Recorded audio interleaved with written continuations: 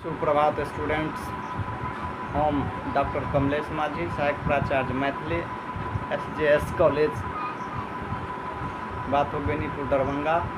आइ पुनः उपस्थित छी हम अहाँ सभक बीच जे अहाँ सभक सिलेबस में अछि कविता। मुदा एहिसँ पहिले जे हम अहाँके मैथिली साहित्यक जे विधा अछि लगभग 27 गोट एकर बारे में जे है से जानकारी देने छली है और किछु जानकारी और जे से बाकी रहे ओकरा हम आइ पूरा कर रहल छी।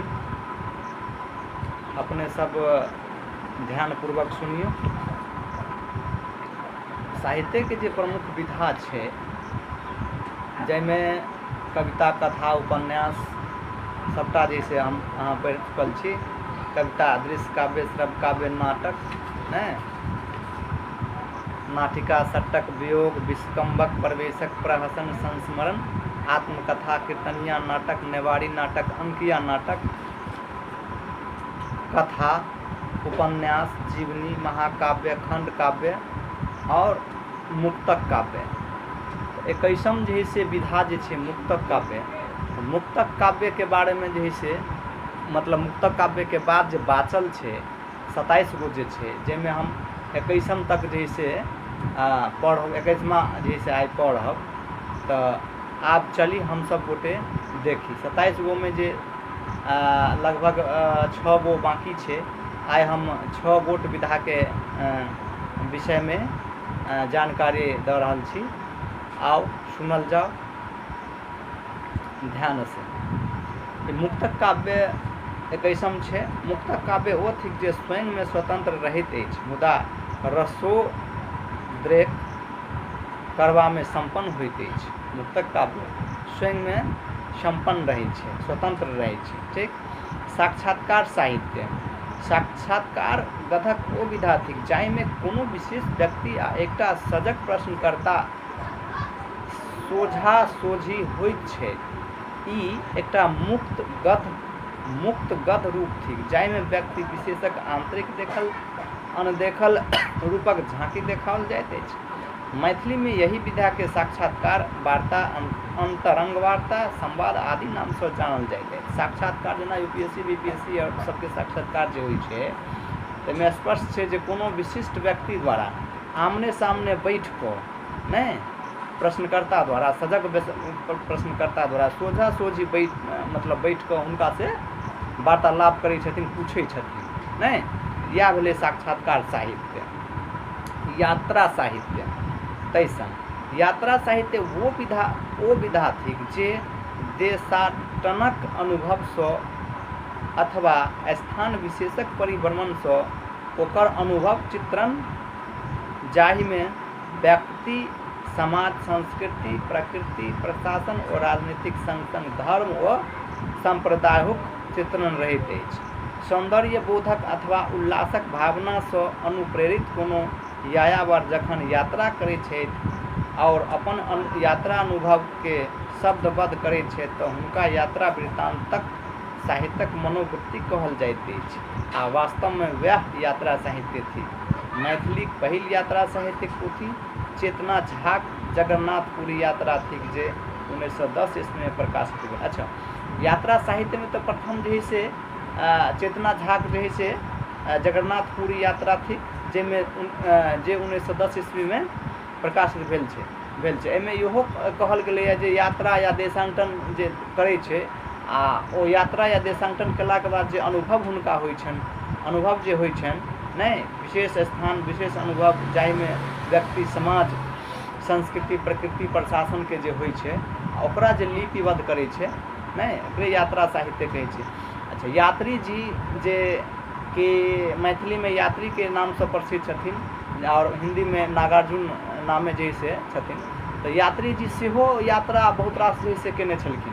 तैं अहाँके जे से यात्री जी के जो चित्रा कविता संग्रह छनि, चित्रा जे हमरा सम्मुख छी हो ई चित्रा कविता संग्रह यात्री जी के लिखल छनि, वैद्यनाथ मिश्र यात्री जी के। हिंदी में हिनका जे छै नागार्जुन के नाम से सेहो प्रसिद्ध छथिन हिंदी साहित्य में। तो तें यात्री जी सेहो बहुत रास यात्रा केने छथिन और यात्रा में जो हुनका अनुभव भेलनि तो कविता में सेहो ओहि चीज के जे से समाहित केने छथिन, लिखने छथिन, लिपिबद्ध केने छथिन पद के माध्यम से। तखन हमसब चली निबंधक ओर। निबंध ओ विधा थिक जे कोनो बंधन के स्वीकार नहीं करैत अछि। एकर विषय वस्तु उपस्थापन शैली आ आकार किछु भऽ सकैत अछि। एहिमे स्पष्ट है निबंध मतलब कोनो बंधन, एकदम बंधन से मुक्त छै।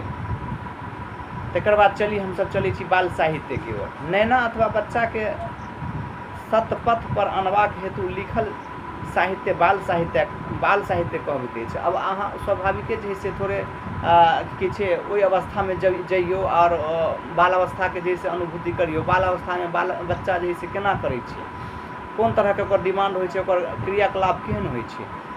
नहीं यदि वएह में कोनो एहन जैसे गलत दिशा के ओर जाइ छै तो ओकरा सही दिशा में सही पथ पर जैसे लाबै के लेल जे गार्जियन के ओर से या चाहे किनको द्वारा कयल जाइ छै और ओकरा जे यदि लिपिबद्ध कयल जाइ छै तो वएह बाल साहित्य होइ छै। ओकरा सही दिशा में अनबाक लेल जे साहित्य होइ छै, साहित्य के माध्यम से जो ओकरा लेल जाइ छै ओकरा बाल साहित्य कहल जाइ छै।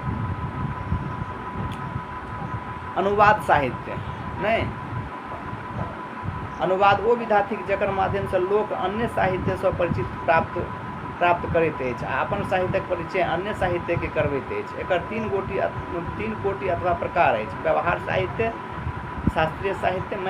मैथिली में आधुनिक साहित्यक विकास 4टा मूलधार अछि। पत्र पत्रिका, पुस्तकार, कार्यशाला,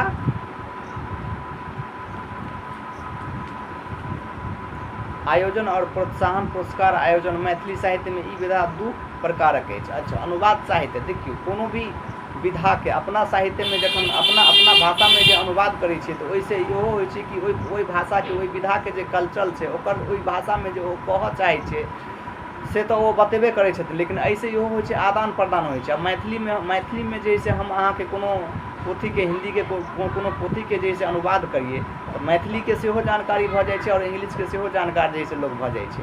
तो एही अनुसार जैसे एहिमे स्पष्ट है बाल साहित्य में अनुवाद साहित्य में अनुवाद वो विधा थिक जकर माध्यम से लोक अन्य साहित्य से परिचय प्राप्त करैत अछि आ अपन साहित्यक परिचय अन्य साहित्य में करबैत अछि। एकरे जे से अनुवाद साहित्य कहल जाइ छै। अच्छा अनुवाद साहित्य जे छै एकर 3 कोटि में जे से बाँटल गेलै है अनुवाद साहित्य के।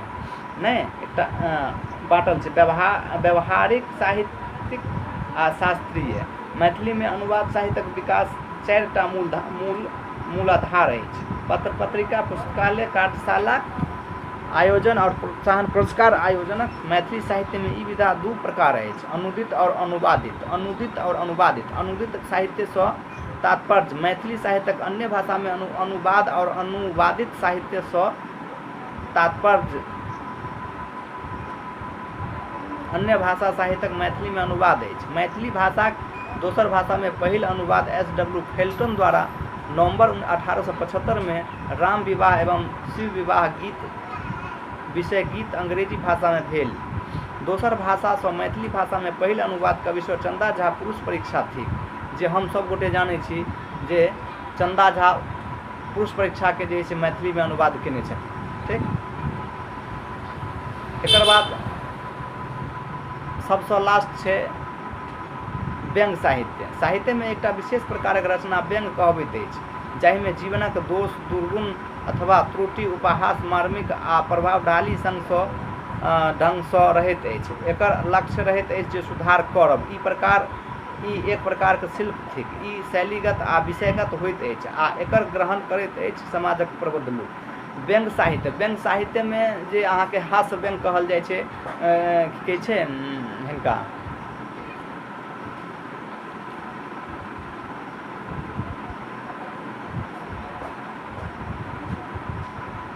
ठीक है। हम अगला क्लास में एकर संबंध में